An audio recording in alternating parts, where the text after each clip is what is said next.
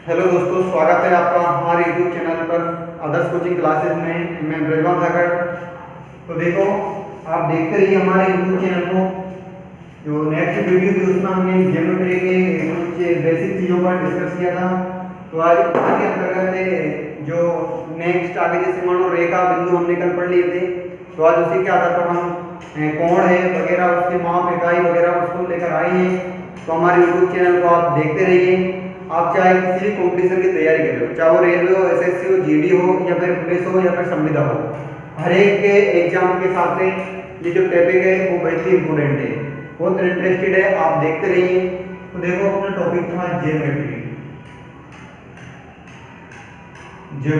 इसको हिंदी में बोले तो उसको बोलते हैं ज्यामिति। ज्यामिति को देखो एक और साधारण भाषा में बोलते हैं रेखा गणित। रेखा गणित मैंने जैसे कल बताया था कि रेखा गणित के जो पिता होते हैं वो किसको कहा जाता है? यूक्लिड को। तो इसके अंतर्गत सबसे पहला जो पॉइंट था हमने पढ़ा था बिंदु। तो देखो, बिंदु होता क्या है? ना बिंदु की कोई लंबाई होती है, ना चौड़ाई होती है, ना इसकी त्रिज्या होती है, इसको तो हम बिंदु कहते हैं। ठीक है, इस पर मैं ज्यादा लंबा डिस्कस नहीं करूंगा, क्योंकि नेक्स्ट वीडियो में इनके माध्यम से मैंने विस्तार पूर्वक आपको समझाया है। तो बिंदु होता है। इसके बाद नेक्स्ट बोला था हमने रेखा। तो बिंदु के बारे में बता दूं कि रेखा का निर्माण अनेक बिंदुओं को मिलकर ही हमारा एक रेखा का निर्माण बनता है। और बिंदु होते हैं वो हमारे यहाँ में तीन प्रकार के होते हैं। एक होता है संरेखी बिंदु, एक होता है असंरेखी बिंदु, और एक होता है प्रतिच्छेद बिंदु। संरेखी बिंदु क्या होते हैं? वह बिंदु जो एक ही रेखा पर स्थित होते हैं उन्हें संरेखी बिंदु कहते हैं। और असंरेखी बिंदु क्या होते हैं? जो एक से अधिक रेखाओं पर अंकित होते हैं उनको हम असंरेखी बिंदु कहते हैं। और प्रतिच्छेद बिंदु किसे कहते हैं? वह बिंदु जहां से अनेक रेखाएं एक दूसरे को काटती हुई निकलती हैं उनको हम प्रतिच्छेद बिंदु कहते हैं। तो इसके बारे में नेक्स्ट वीडियो में पहले बता चुका हूं। और जो रेखा है, तो रेखा के बारे में भी हम नेक्स्ट वीडियो में पढ़ चुके हैं। रेखाएं हमने 5 प्रकार की पढ़ी थी। सबसे पहले जो थी वो थी हमारी वक्र रेखा, सरल रेखा, और इसके बाद समांतर रेखा, और इसके बाद जैसे त्रिज्यक रेखा है, सरल रेखा है, और एक संगामी रेखा है। तो इस तरह से हम रेखाओं के बारे में पढ़ चुके थे। तो उसमें देखो, हमने एक त्रिज्यक रेखा पढ़ी थी। तो यहाँ से हमने पीछे इस टॉपिक को छोड़ा था। तो देखो, सबसे पहले हमने एक रेखा पढ़ी थी, उसका नाम था त्रिज्यक रेखा। उसको बोलते हैं त्रिज्यक रेखा। ठीक है ना? तो जो त्रिज्यक रेखा है, मैंने बताया था कि त्रिज्यक रेखा किसे कहते हैं? जब कोई रेखा दो या दो से अधिक रेखाओं को काटते हैं उसे हम त्रिज्यक रेखा कहते हैं। जैसे मान लीजिए हमने ये दो रेखाएं खींची, जब इसको ये तीसरी रेखा काट रही है, तो जो तीसरी रेखा ए और बी है ये हमारी रेखा कहलाती है। इसको मानो पी, क्यू, आर और एस। तो मित्रों, ये जो दो या दो से अधिक है, एक लाइन हो सकती थी, इसके माध्यम से अगली हो सकती थी, बट हम ये कहेंगे कि दो या दो से अधिक रेखाओं को काटने वाली जो तीसरी रेखा होती है उसको हम त्रिज्यक रेखा कहते हैं। ठीक है दोस्तों, और आप देखो, थोड़ा सा आपका टाइम लगेगा, पर हम चाहते हैं कि हमारा जीवन तुम्हारे काम आ सके। हमारा तो एक ही उद्देश्य है कि तुमको जो हमारे पास थोड़ा कुछ भगवान ने दिया है उसको आप तक पहुंचाना, जनमानस तक पहुंचाना। और यही जीवन का परम कर्तव्य है मेरा कि आप लोगों का थोड़ा बहुत ज्ञान प्राप्त किया है उसको आप लोगों तक वितरित करें। इसलिए आप थोड़ा सा टाइम निकाल के एक बार यूट्यूब चैनल को जरूर देखना। हम चाहते हैं कि हमारी थोड़ी सी कोशिश आपकी सफलता में कुछ हिस्सा निभा सके, तो ये हमारे लिए बहुत बड़ी खुशी की बात है। ठीक है, तो आगे चलो, दो रेखाओं को तीसरी रेखा जो काटती है उसको हम त्रिज्यक रेखा कहते हैं। चलो, अब मैंने एक बात बताई क्या, तो ये मान ये कोण, एक ये कोण, एक ये कोण, एक ये कोण, इधर से ये और ये। तो देखो, ये दोनों रेखाओं के जो भार वाले कोण हैं इनको तो हम क्या कहते हैं? बाह्य कोण कहा जाता है, ये चारों कोण, क्योंकि ये भार वाले कोण हैं। ठीक है, और इन दोनों रेखाओं के ये 1 2 3 4 ये कोण बनते हैं। इन कोण को हम अंत्य कोण कहते हैं। इनको चलो हम क्रम में डाल देते हैं, जैसे 1 2 3 4 और ये 5 और ये 6 और ये 7 और ये 8, 1 2 7 और 8, ये चारों कोण हमारे बाह्य कोण होते हैं। कभी कभी पूछ लेगा POA कोण कौन सा है, तो हमको बताना है बाह्य कोण होते हैं। और ये चार अंदर वाले कोण होते हैं उनको हम कौन से कोण? आंतरिक कोण कहते हैं। तो ये बात तो मैं तुमसे पहले ही बता दिया था। तो इसके बारे में देखो, मैंने बताया कि जो ग्राह्य कोण होते हैं, जो आंतरिक कोण होते हैं, जो संगत कोण होते हैं, जो समांतर कोण होते हैं, वो जैसे बराबर होते हैं, जो शीर्षाभिमुख कोण होते हैं वो भी बराबर होते हैं। तो वो बराबर क्यों होते हैं और कैसे होते हैं उन पर हम डिस्कस करें। जैसे मान लीजिए चलो हमारे लिए हमने एक कोण ये दे दिया और ये वाला पूछ लिया, तो हम कैसे इसको निकाल सकते हैं। अक्सर पेपर में चीजों को पूछा जाता है। तो देखो ये दो लाइन है और इसकी तीसरी रेखा गुजर रही है, ठीक है ना। तो देखो अब ऐसे मान के चलो ये हमारा कोण है ए, ठीक है ना, और ये कोण है अपना दूसरा नंबर 2। तो देखो इन दोनों कोण के मध्य में किसका अंतर हो रहा है, एक लाइन का अंतर हो रहा है। तो एक लाइन का अंतर, एक अंतर, तो इनको कोण क्या कहते हैं, एकांतर कोण कहते हैं। कोण 1 और कोण 2, कोण 1 बराबर कोण 2, ये कैसे कोण होते हैं, एकांतर कोण, ठीक है ना। ऐसे ही इधर वाला और इधर वाला, 2 गुणा 3 और ये 4, तो कोण 3 बराबर कोण 4 बराबर एकांतर कोण। ये कौन से कोण होते हैं, एकांतर कोण होते हैं। चलो ठीक है, ये तो हमने बिल्कुल पता पढ़ लिया।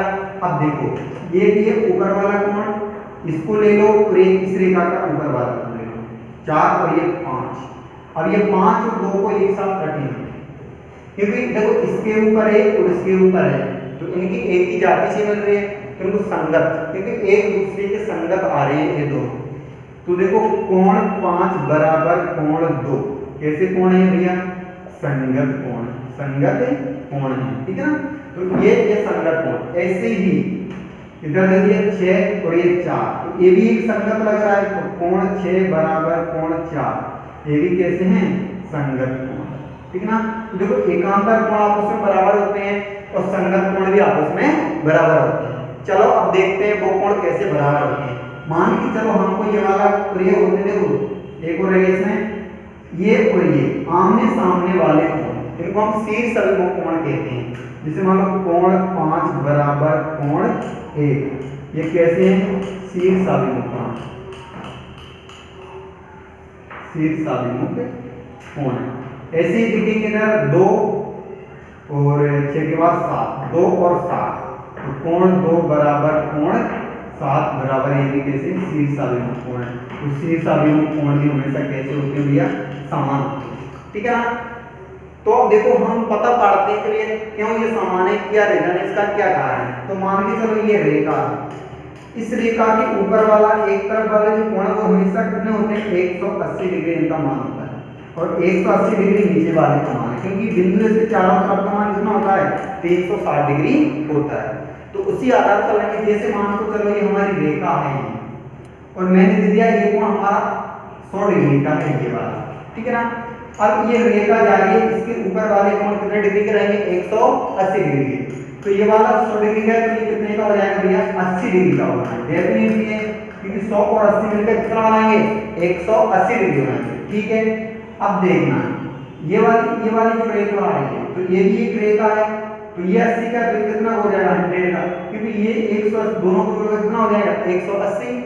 अब ये 100 का है, तो ये कितने का होगा, 80 डिग्री का। क्यों होगा 80 डिग्री का, क्योंकि ये वाली रेखा जा रही है, इसके नीचे वाले कोण 180 डिग्री का होना है, तो ये 100 का, तो ये 80 का हो जाएगा। तो देखो मैंने कहा था शीर्षाभिमुख कोण बराबर होते हैं, तो सामने वाले कोण बराबर हो गए। इसी तरीके से इधर वाला और इधर वाला कोण क्या हो गए, बराबर हो गए। अब हम कहेंगे कि शीर्षाभिमुख कोण भी क्या होते हैं, आपस में बराबर होते हैं। तो देखो ये 80 डिग्री का है, तो ये भी हमारा कितने डिग्री का हो जाएगा, 80 डिग्री का होना है, ठीक है ना।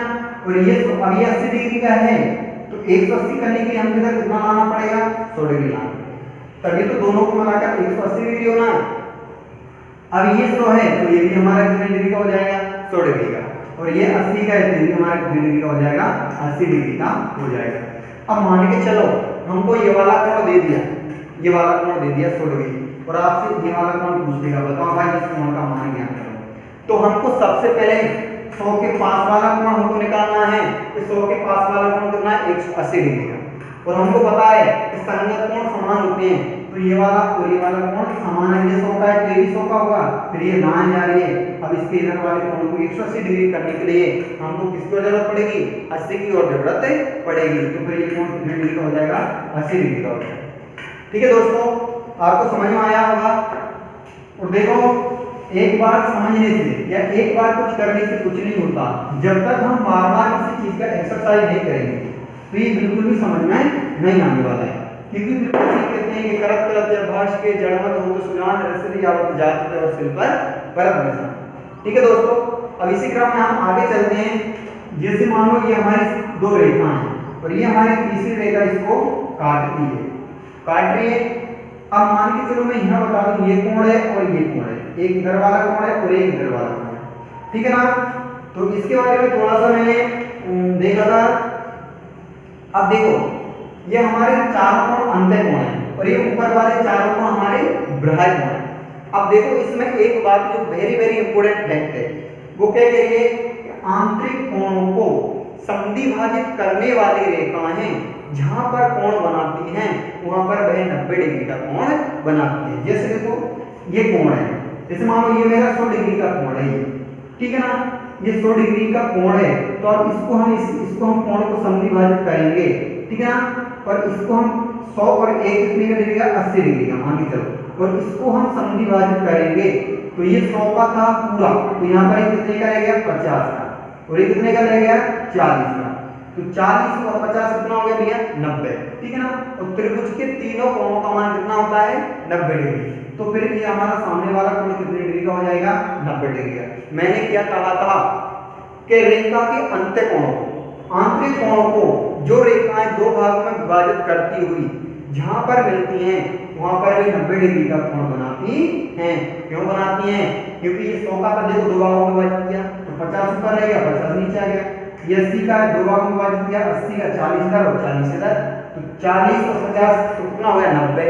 अब त्रिभुज के तीनों कोणों का मान हमको 90 निकालना है, तो हमको किसकी जरूरत पड़ेगी 90 डिग्री की। तो डेफिनेटली हमारा कितना डिग्री का हो जाएगा 90 डिग्री, ठीक है ना। इस चीज को आप लिख भी सकते हो, लिखना किसी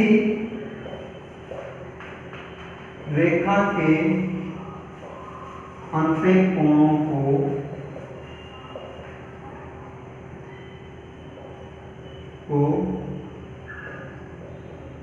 समद्विभाजित करने वाली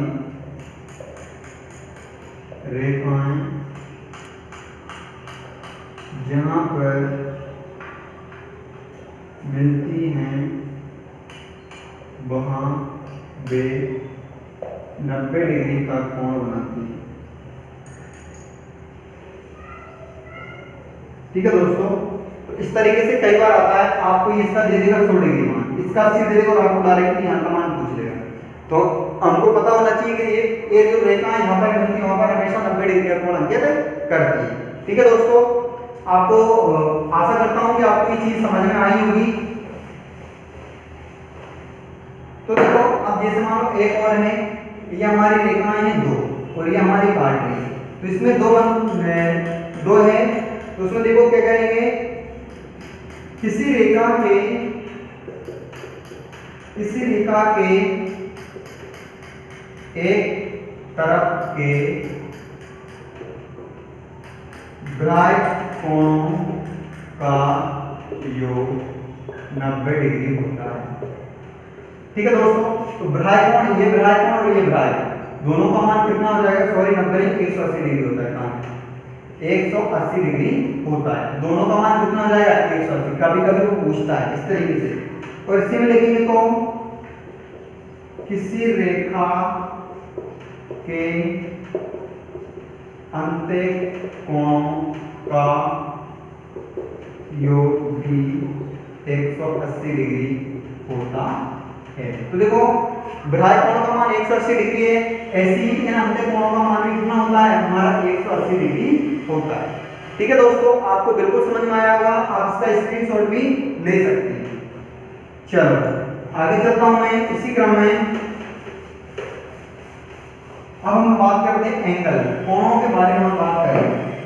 तो देखो रेखा हो गई हमारा बिंदु पड़ लिया, अपना पेपर कोण, ठीक है ना। कोण को बोलते हैं एंगल। तो देखो कोण क्या होता है, दो रेखाएं जिस बिंदु पे जाके मिलती है वहां पर एक कोण अंकित हो जाता है। जैसे देखो ये मेरा बिंदु है, एक रेखा इधर से आ गई और एक रेखा इधर से आ गई, देखो एक रेखा हमारी ये आई है और एक रेखा हमारी ये आई है, जिस बिंदु पर मिलती हैं तो यहाँ पर जो क्या बन गया, कोण बन जाता है। तो इसीलिए हम उसी को हम क्या बोलते हैं, कोण बोलते हैं। ठीक है दोस्तों, उस कोण की सीधी सी डेफिनेशन है कि जिस बिंदु पर जाके दो रेखाएं मिलती हों उस बिंदु को हम क्या कहते हैं, कोण कहते हैं। अब कोणों के बारे में पढ़ेंगे तो देखो, type of angle, type of angle, कोणों के प्रकार, क्या पढ़ेंगे, कोणों के प्रकार। ठीक है दोस्तों, लगातार नजरें आपने जमाए रखी है हमारे यूट्यूब चैनल पर। तो देखो कोणों के प्रकार में सबसे पहले मैं पढ़ता हूं कि समकोण त्रिभुज, सॉरी समकोण त्रिभुज नहीं पढ़ेगा, केवल समकोण, समीस होता है समान कोण। तो समकोण त्रिभुज का सीधी सी डेफिनेशन है हमारे पास कि जो समकोण त्रिभुज किसे कहते हैं, 90 डिग्री के कोण को ही हम क्या बोलते हैं, समकोण कहते हैं। सब में समान कोण में कोण, तो समान होता है ये कोण। जैसे मान के चलो ये रेखा, ये बिंदु है, ये रेखा सीधी गई और रेखा इधर से भी सीधी आई, तो इनमें रेखाओं में कोई भी अंतर नहीं बढ़ रहा है। तो रेखाएं कैसी जा रही हैं, समान तरीके जा रही हैं। और यहाँ पर जो रेखा मिलती हैं वहां पर जो कोण बनता है उसको हम 90 डिग्री का कोण होता है, उसी कोण को हम क्या बोलते हैं, समकोण बोलते हैं। सीधा सा है। इसके बाद आता है अपना देखो न्यून कोण, न्यून कोण। तो देखो ये न्यून, न्यून मींस क्या होता है, कम, न्यून मींस क्या होता है, कम। तो देखो 0 डिग्री से अधिक, क्या बोला मैंने, 0 डिग्री से अधिक और 90 डिग्री से कम। कहने का तात्पर्य कि 0 डिग्री से अधिक बड़ा और 90 डिग्री से क्या, छोटा, उसको बोलते हैं हम न्यून कोण त्रिभुज, न्यून कोण त्रिभुज। अब 0 डिग्री से बड़ा होना चाहिए और 90 डिग्री से छोटा होना चाहिए। चाहे वो 4 डिग्री का हो, चाहे 10 का हो, चाहे 50 का हो, चाहे 89 का हो, इन सभी कोणों को हम कौन से कोण बोलते हैं, न्यून कोण कहते हैं। तो देखो कुछ लिखेंगे, चाहे 1 डिग्री का है तो ये भी न्यून कोण है, 60 डिग्री का ये भी न्यून कोण है, 55 डिग्री का ये भी न्यून कोण है, 70 डिग्री का ये भी न्यून कोण है, और खाओ तो 89 डिग्री का ये भी न्यून कोण है। ये सब हमारे कोण कितने आते हैं, न्यून कोण होते हैं। कभी कभी पूछ लेता है दिए गए निम्न में से 70 डिग्री का कोण कौन सा कोण है, तो ये सब हमारे कौन से न्यून कोण होते हैं। तो देखो समकोण हो गया, न्यून कोण हो गया। अब नेक्स्ट आता है अधिक कोण, अधिक कोण। तो देखो चाहो तो मान लो कि 90 डिग्री का जो कोण है वो कोण मेन कोण होता है, मेन केंद्र बिंदु होता है। उससे नीचे चलो तो कम, ऊपर चलो तो अधिक। तो इसलिए बोला 90 डिग्री का से अधिक। तो अधिक कोण क्या होता है, कहते हैं कि 90 डिग्री से अधिक, 90 डिग्री से बड़ा कोण और 180 डिग्री से छोटा कोण। 90 डिग्री से बड़ा कोण और 180 डिग्री से 180 डिग्री से छोटा कोण, उनको बोलते हैं भैया हम अधिक कोण। क्या बोलते हैं, अधिक कोण। चाहे तो आप उसको 91 डिग्री का ले सकते हैं, चाहे तो आप उसको 179 डिग्री का ले सकते हैं, और इनके बीच में आप पूजा भी ले सकते हैं। तो ये सारे के सारे कोण हमारे कौन से कोण होते हैं भैया, अधिक कोण होते हैं। इनको ही हम अधिक कोण कहते हैं। ये आप सोचो नॉर्मल है, बिल्कुल इजी है, साधारण है, पर हम चाहते हैं कि कई स्टूडेंट, कई मेरे मित्र ऐसे होते हैं इनको इन चीजों की नॉलेज नहीं होती है, इसलिए हमारा बताना ही परम कर्तव्य है। और आप इसी तरह से हमारे चैनल को देखते रहिए। तो एक और आता है, इसको देखो, सरल या ऋजु कोण। एक होता है सरल या ऋजु कोण, सरल या ऋजु कोण। तो सीधा सा बात है, सरल या फिर ऋजु कोण। तो सरल या ऋजु कोण कौन से होते हैं, 180 डिग्री के कोण को ही हम सरल या फिर ऋजु कोण बोलते हैं।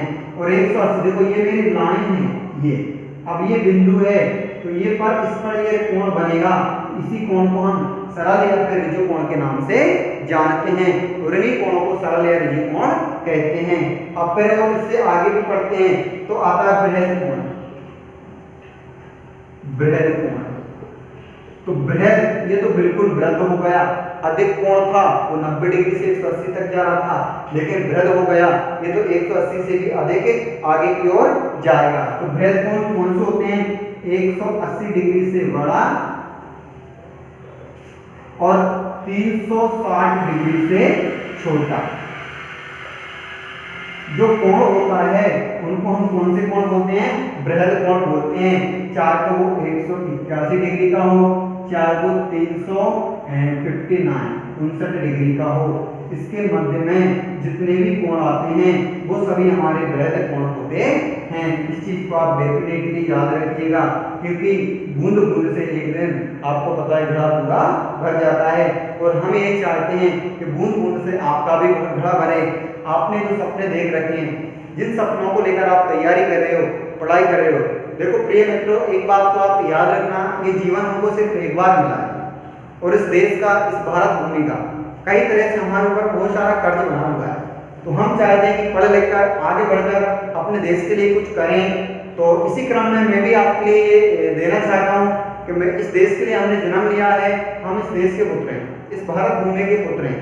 तो हम सभी एक दूसरे के सहयोग के लिए, एक दूसरे के काम आ सकें। तो इसीलिए हम इस चैनल के माध्यम से आप तक इन चीज़ों को पहुंचाने का प्रयास कर रहे हैं। कृपया अपना कम से कम समय निकालकर हमारी इन चीज़ों को आप जरूर पढ़िए।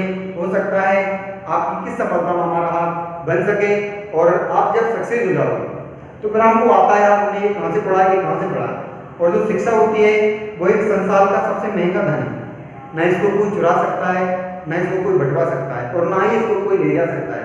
इसलिए सृष्टि का सबसे कीमती चीज है, कीमती तोहफा है, तो वो सिर्फ और सिर्फ एक हमारा ज्ञान ही है, जो हमें शिखर तक ले जा सकता है और हम इसके माध्यम से हमारे सभी सपनों को साकार कर सकते हैं।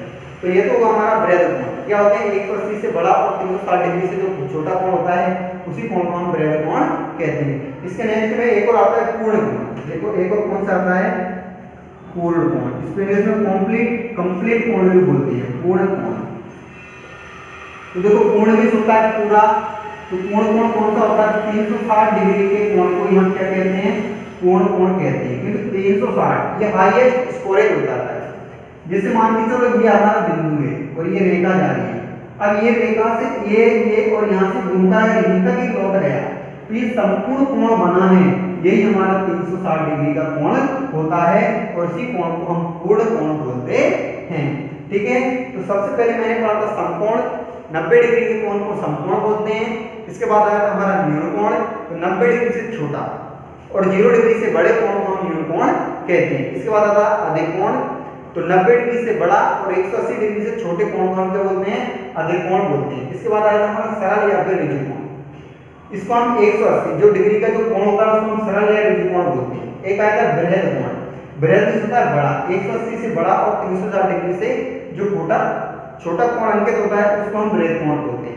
अगला आता है पूर्ण कोण, तो पूर्ण तो पूर्ण ही होता है, 360 डिग्री के कोण को ही हम पूर्ण कोण कहते हैं। ठीक है मित्रों, कल जैसा कि मैंने रेखा बिंदु वाला टॉपिक हमने पढ़ा था, और आज ही हमारा कोण वाला टॉपिक है। और अगर आपको पसंद आई हो ये वीडियो तो आगे भी हमारी वीडियो को देखते रहिए। हम पूरी कोशिश करेंगे कि आपको कुछ नया से नया दें। बस इसके लिए आप हमारे चैनल से जुड़िए और हमारे चैनल को लाइक और सब्सक्राइब कीजिए, ताकि हमारी जो यहाँ से वीडियो रिलीज होती है उसका नोटिफिकेशन सबसे पहले आप तक पहुँच सके और आप इस वीडियो को देख सकें। मित्रों, मेरा एक ही संदेश है कि आप जो भी काम कर रहे हो उसको पूर्ण दिल लगा के करो, पूरी मेहनत भी करो। हमारा लक्ष्य एक निर्धारित होना चाहिए कि मुझे इस लक्ष्य तक पहुंचना चाहिए। और अगर प्यार करना ही है तो अपने लक्ष्य से करो, अपने सपनों से करो, ताकि आप एक दिन अपने माता पिता के चेहरे पर खुशियां ला सकें। तो यही मेरा कहना है। और अगर YouTube चैनल हमारा अच्छा लगा हो तो आगे आप देखते रहिए, आदर्श कोचिंग क्लास से जुड़िए, ताकि आप अपनी सफलता में अपनी महत्वपूर्ण भूमिका निभा सकें। ठीक है दोस्तों, आज के लिए इतना ही काफी है। फिर मिलते हैं किसी नेक्स्ट वीडियो में। जब तक के लिए जय हिंद, जय भारत, थैंक यू।